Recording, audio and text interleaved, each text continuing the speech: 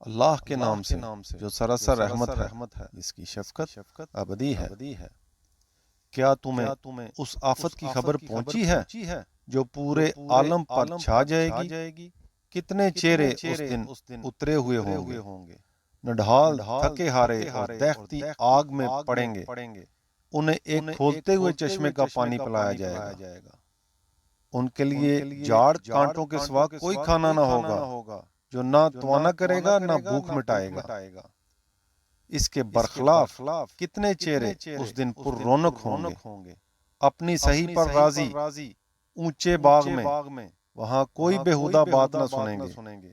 اس میں چشمہ رواں ہوگا، اس میں اونچی مسندیں بچھی ہوں گی، اور ساغر کرینے سے رکھے ہوئے اور غالیچے ترتیب سے لگے ہوئے اور نہالچے ہر طرف پڑے ہوئے۔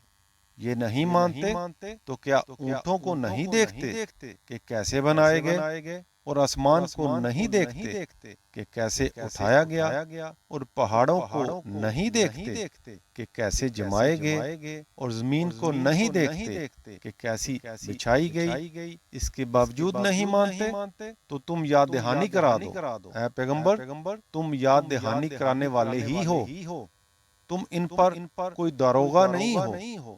ماننے والے یقیناً مانیں گے، رہے وہ جو منہ موڑیں گے اور انکار کر دیں گے تو اللہ انہیں بڑے عذاب سے دوچار کرے گا۔